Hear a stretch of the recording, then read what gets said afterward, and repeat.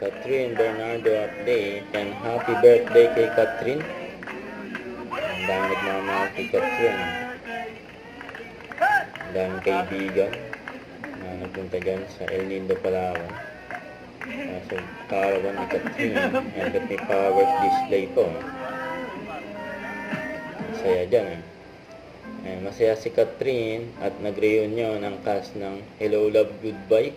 And sila Alden, Lovely, Maymay at Kakay sa kanyang kaarawan. Si Catherine may hawak na flowers. Nasa kabila na si Alden. Kasi ang ba? Mula sa Langton. Birthday din kay Catherine. Okay. Tapos Aiden Bison. Mga endorsement ni Catherine. It's a star magic. Bikini ball.